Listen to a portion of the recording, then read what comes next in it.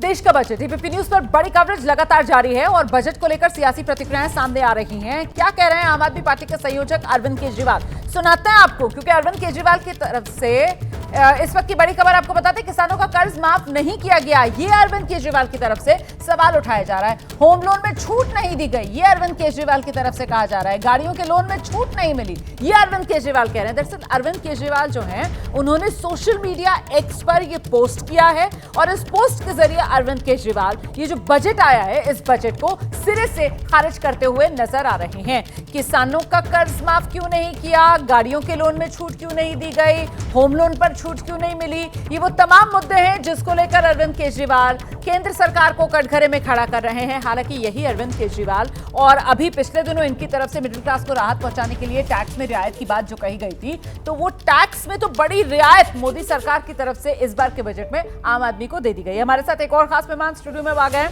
मोहित कुमार डागा साहब हैं, जरा उन्हीं का रुख करते हैं और उनसे एक रिएक्शन इस बजट पर। मोहित जी, बड़ा ही matter of fact business as usual budget था। ऐसे लग रहा था कि जो अच्छा चल रहा है, बाकी जो चीज़ें हैं उसमें भी जो स्कीमें अच्छी चल रही थी, जैसे एस्पिरेशनल डिस्ट्रिक्ट का कार्यक्रम था, उसको अब बात कही जा रही है कि कृषि क्षेत्र के लिए रूरल सेक्टर में बढ़ाया जाएगा।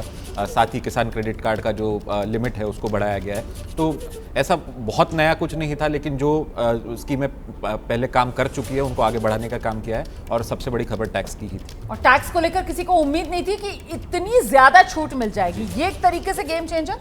जी बिल्कुल, काफ़ी मतलब सरप्राइज था, पॉजिटिव सरप्राइज था लोगों के लिए। और लगभग सारे इनकम टैक्स पेयर्स को इसमें बेनिफिट मिल रहा है। 7 लाख से कम जिनकी आय थी, जो पहले टैक्स नहीं भर रहे थे, उनको छोड़ के सारे लगभग टैक्स पेयर्स को कुछ ना कुछ फ़ायदा इसमें दिख रहा है। और सबसे खास बात ये है कि कंजम्पशन को बढ़ाने के लिए जो एक एक्स्ट्रा कैश डालने की ज़रूरत थी इकोनॉमी में, वो सरकार ने इसके माध्यम से किया है और मिडिल क्लास को खुश भी करने का काम। अभी कुछ देर पहले हमारे साथ अमन सर यहाँ पर मौजूद थे और उनकी तरफ से इसी को लेकर बार बार सवाल उठाया जा रहा था कि साहब क्या इससे कंजम्पशन को बढ़ावा मिलेगा। उनका एक अलग व्यू पॉइंट सामने निकल कर आ रहा था, लेकिन महेश्वरी सर, कंजम्पशन को बढ़ावा वो मिलना तय माना जा रहा है जिस तरीके से ये इनकम टैक्स में मिडिल क्लास को छूट मिली है। देखिए, हमें इसको स्टेटा को डिफरेंट देखना पड़ेगा। जिस तरह से आजकल न्यू रिच क्लास है, जो आजकल यंग जनरेशन है, वो टोटल पैसा खर्चा कर रही है। उनको लग रहा है कि जो सेविंग है वो लॉन्ग टर्म में शायद अपना रेलिवेंस खो बैठती है, उसकी परचेजिंग पावर कम हो जाती है। तो वो आज लोन लेके खरीदने में विश्वास करते हैं। आज उनको गाड़ी चाहिए और अगर उनके हाथ में डिस्पोजेबल इनकम है तो नेचुरली वो गाड़ी लोन पे ले सकते हैं। अगर उनको फ्लैट चाहिए, फ्लैट लोन पे ले सकते हैं। तो मान के ओवरऑल ये जो न्यू रिच क्लास है, मुझे लग रहा है कि ये सारा कंज्यूमरिज्म में गाड़ी और फ्लैट तो फिर भी एक तरीके से आप जरूरत की चीजों में गिन सकते हैं। यहाँ तो आजकल चलन इतना है कि छुट्टियां मनाने के लिए भी आप लोन लेते हैं और लोन लेकर आप विदेश में छुट्टियां तक मनाते हैं। हाँ, ठीक है। हाँ। तो that is an extreme case, but ultimately consumerism तो है ना। हाँ। तो कंज्यूमरिज्म आने से हमें कहीं ना कहीं जो हमारी अर्थव्यवस्था को एक हिकअप के लिए, चलाने के लिए जो चाहिए था, पहिया चल रहा था, उससे कहीं ना कहीं मदद मिलेगी। ये मैं नहीं कहता यही सफिशिएंट है, पर ये एक right step in the right direction है। सबसे पहले हमें डायरेक्शन सही पकड़नी है और उसके हिसाब से हमें काम करना है। इसको जो कंटिन्यूटी का बजट है, एक वेल प्लान्ड थॉट स्ट्रेटेजी के अनुसार इसको हमने दिया है। अब हमारा एक ग्राउंड तैयार है, उसके ऊपर हम इसको बिल्टअप कर रहे हैं। हाँ। और जो 2-3 चीज़ और है जो अगर हम बजट के परिप्रेक्ष्य में समझना चाहें, बजट खाली रिसीट एंड पेमेंट का अकाउंट नहीं है, ये रीएलोकेशन ऑफ इनकम भी है। जब हम एक हायर ब्रैकेट पे हायर टैक्स लगाते हैं और छोटे वाले को रिबेट देते हैं, कहीं ना कहीं वो रीबैलेंसिंग ऑफ इनकम भी है। और थर्ड जो सबसे इम्पोर्टेंट पॉइंट है, जो आज हम समाव चर्चा में नहीं ले पाए, बजट सेंट्रल गवर्नमेंट के डेट को भी मैनेज करता है। आपने जो इनडायरेक्टली एक चीज़ सुना, उन्होंने कहा ये जो पैसा आएगा, गवर्नमेंट एक नई सीरीज ऑफ फंड्स यूज़ करेगी, उस बॉन्ड के जरिए मार्केट बोरोइंग्स होगी। अगर मार्केट बोरोइंग्स होती है तो उसका डायरेक्ट इफेक्ट क्या होता है कि मार्केट से लिक्विडिटी फिर एब्जॉर्ब हो जाती है। तो कहीं ना कहीं हमारा एक विरोधाभास है।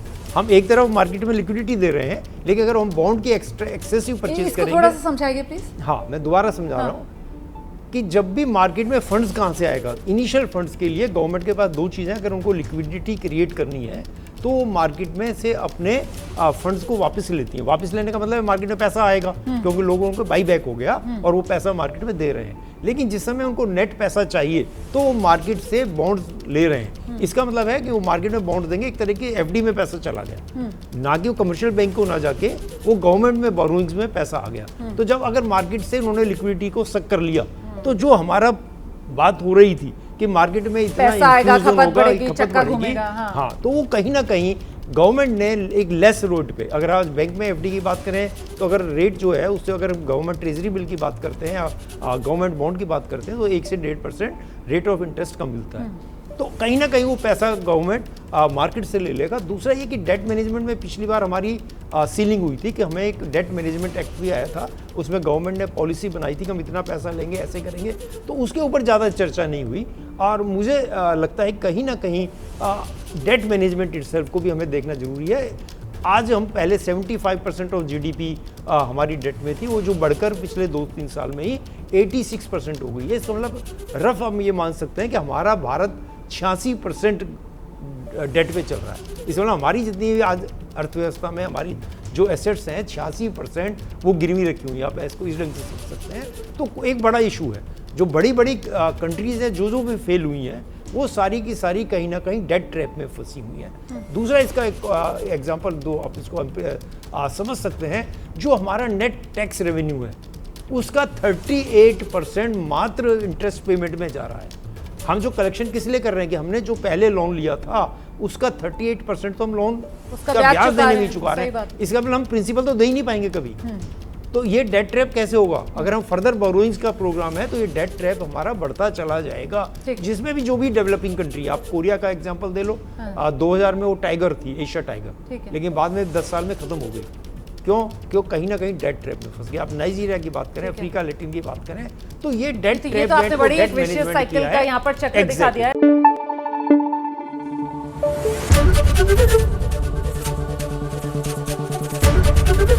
एबीपी न्यूज आपको रखे आगे।